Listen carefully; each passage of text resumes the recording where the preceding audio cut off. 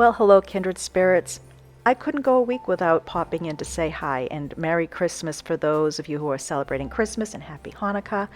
I thought I would share this quick house tour. Some videos you saw snippets probably in the video or two before. Some are new, some are impromptu. You might see coats on chairs, but that's okay. I thought I would just give you a little update of what I've done here at Sugarwood, and I hope you enjoy. As you recall, I was going to keep it simple this year, so here on the porch, I just have the wicker hamper that I found out thrifting last year, some simple greens, this deer canvas that I bought a few years ago at a local shop, and some simple touches of candles.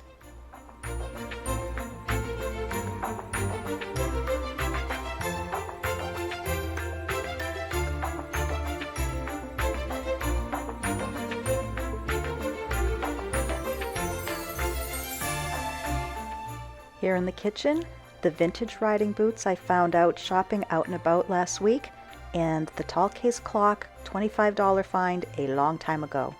The boots were actually more than the clock. Go figure.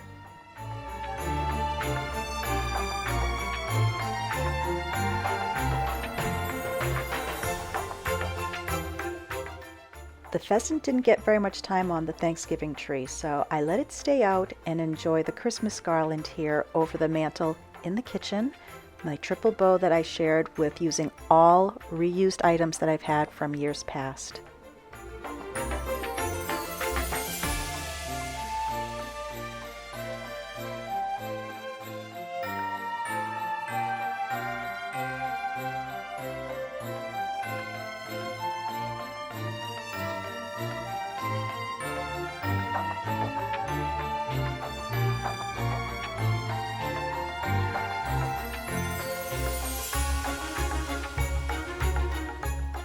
And what is now my long-standing tradition of putting rosemary topiary trees into the champagne urns. And as I mentioned in the past, to simplify things, I didn't even polish the champagne urns. I let them go as is, and I love the gentle patina that has happened over the course of a year.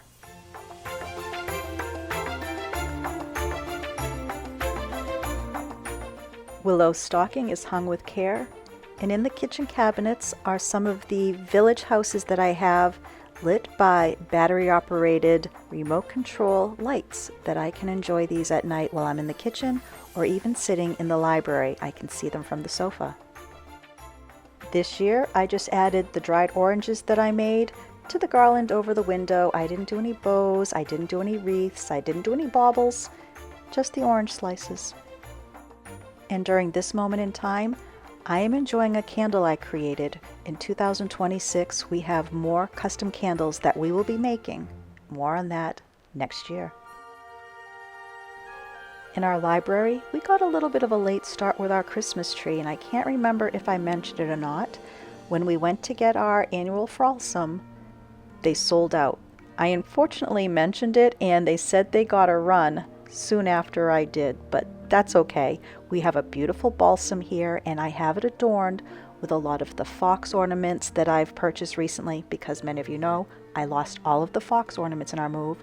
This little soldier is from my childhood, and tucked within the branches here is a toilet paper ornament I made maybe in kindergarten. So that's about 50 years old or more. Probably 54 years old if I say, and I just really like seeing all of the family ornaments, things my children made, things I've collected, some of Ben's ornaments, his parents' ornaments, and here's one of the mittens that I made a couple weeks ago that I shared how I made them, and I tucked a few on the garland over the wood stove.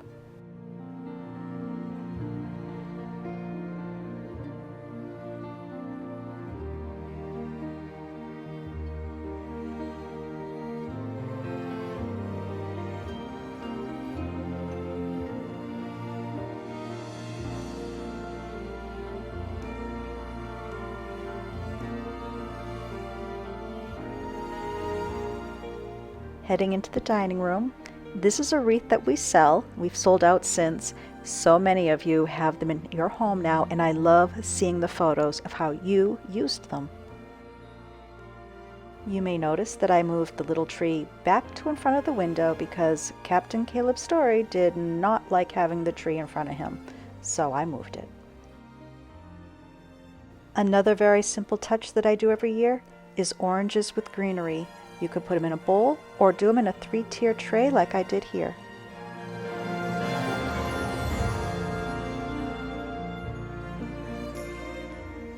The box on the chair is empty. It had ornaments in it. I decided to leave it on the chair and just put a bow, and then it will be at the ready when I want to fill it up again. And here are the little red bells that I got last week, and just a couple touches. Very simple.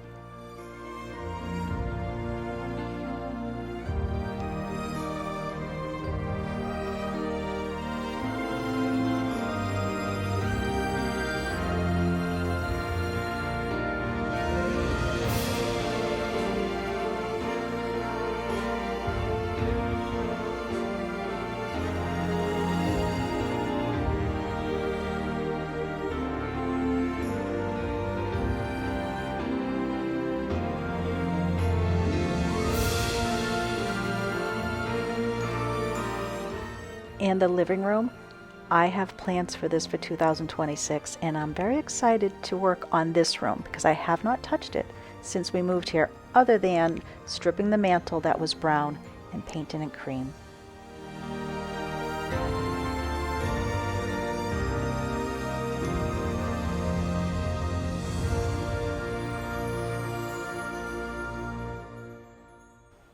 In the butler's pantry, Sir Potwatcher, who was named by a kindred spirit, has made his way back for the 3rd year in a row.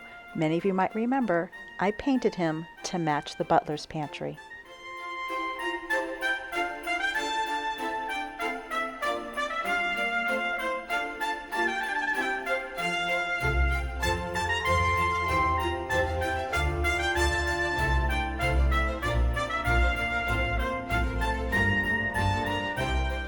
I have truly been enjoying these slower moments of winter, and for this day, I cleaned my herb cabinet and I put them on the shelf where I could see them. And the herbs that I decided to show were ones that I grew in the garden. I have dried herbs, dried flowers, some of the flavored sugars and salts that we made together.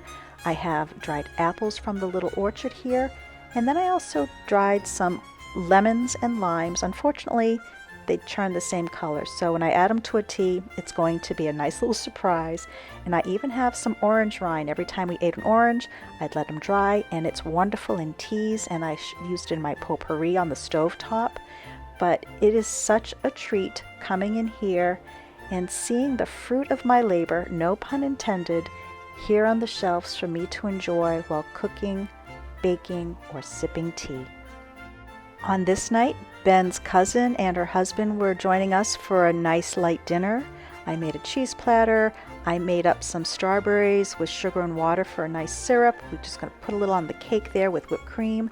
And I made a chili, and it was a wonderful night of catching up because we haven't seen them for a while, and a nice, simple meal. Once again, chili, my go-to. And here's my little potpourri I did with some of the orange rinds I mentioned. And it was a nice night.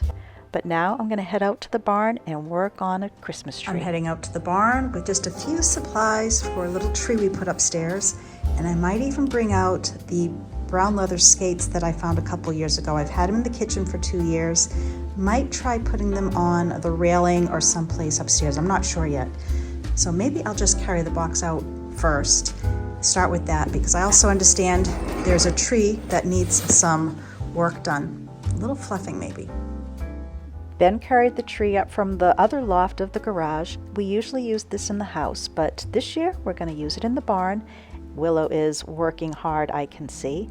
And I put it on top of a butter chest. This butter chest was found in my parents' Maine vacation house, and we call it a butter chest because when they opened it up, it was full of wrapped butter balls in wax paper from they don't know how long. We have been slowly transferring things from the house, from the loft, bringing them upstairs here to the barn, but I did find a leather club chair while out thrifting for Ben. And right now we also have 3 of the leather suitcases for him in the house. We'll have to move things around, but he placed it there. We have our wine on it. We're looking at the tree, and the fire, and I think Ben is a very happy camper, and so is Willow. Before I went into the house, I stood in our little orchard and I just wanted to see what the tree looked like lit in the barn's window, and I think you'll get a glimpse of the star up in the cupola. We've had a mixed batch of weather, but on this day, it was the perfect day to get warm, cozy clothes on and go for a walk, and then we enjoyed a dinner in town, which I have to say, if you're local or even if you're visiting the area, the little diner I'm about to show you has the best Eggs Benedict I have had all over New England, and that's the truth. Well, kindred spirits, I know our time together today was short, but I just couldn't go a week without sharing what I've done around the house, and I truly, truly enjoy sharing with you. I am blessed to have you as friends, kindred spirits, followers, subscribers, and if you haven't subscribed already, please do so, because I would truly love to have you on board as a kindred spirit with all the other friends that we've made here. Bye now.